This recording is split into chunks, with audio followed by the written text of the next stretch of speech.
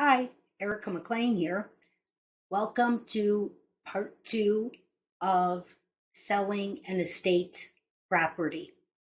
So I'm assuming, hoping you saw part one. So let's dive into part two. Okay, once you have the legal green light, the next step is preparing the house for sale, clearing out personal items. This can be very emotional, so give yourself and your family time to go through belongings. And some sellers opt for an estate sale, some wind up wanting to just donate the items or store them. You don't really want to make any repairs. We're going to be selling as is.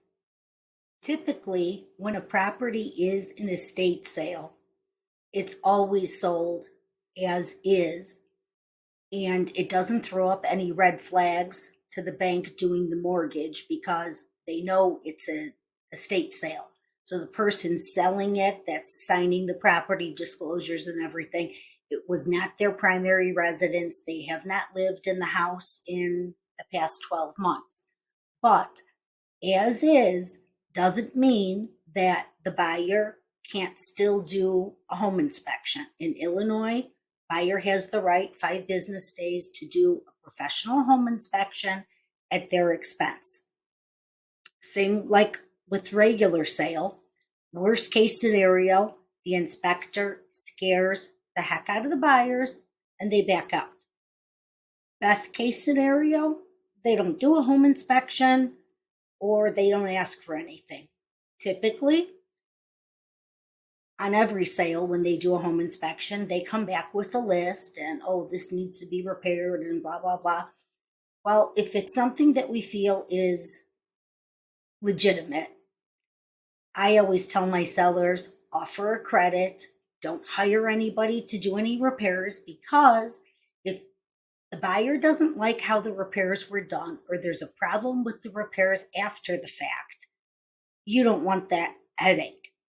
Give them a credit, they pick whoever they want, and you wash your hands of it. Unless it's something potentially dangerous. Like a lot of times on inspections, they found a very minor gas leak. Well, you don't want to leave the house with a minor, even if it is a minor gas leak, and it might not do anything for 20 years. You don't want the house with a gas leak.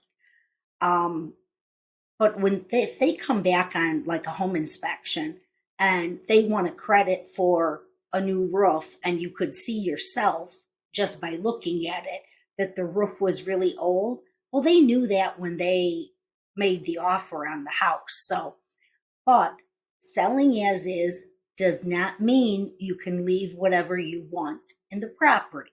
The contracts call for all personal property to be removed and the house to just be broom swept clean. However, we've had many situations where the buyer said, don't worry about it, I'll clear everything out. I just want the property. So then that's where we get that in writing between the seller's attorney and the buyer's attorney, or that goes on the contract so that we're protected because it we don't want any problems at closing. The only other thing that you need to do is just kind of you want to declutter. You don't want to spend any money making any updates.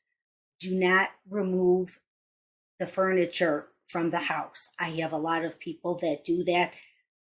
I don't care how old or dated or ugly you think that the furniture is. When you empty everything out, it actually makes the rooms look smaller. And I'm not a believer of they tell you take down all personal photos and stuff like that. If the house has like a ton of stuff. Yeah, you get rid of some of it, but you want it to be when the buyer walks in that they feel like it's a home. Doesn't matter if it's outdated or not. Maybe it reminds them of their grandma's house because it's got the same floor tile that she used to have. Um, Taking everything out just gives it a cold feeling.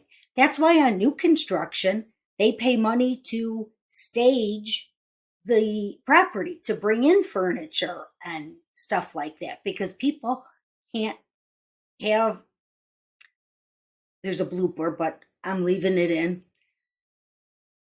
People have a hard time envisioning if their stuff is going to fit. And they like that homey feel to it. So, and once you start removing stuff off of the walls and taking stuff out, not that we're trying to hide anything, but that's where you see every little flaw and everything. So you're better off to just leave it.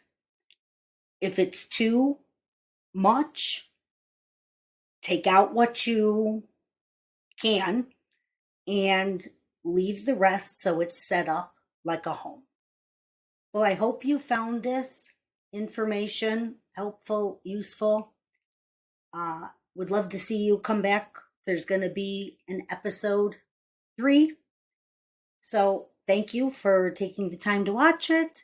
Please like, subscribe, ring the bell so you'll know of future videos.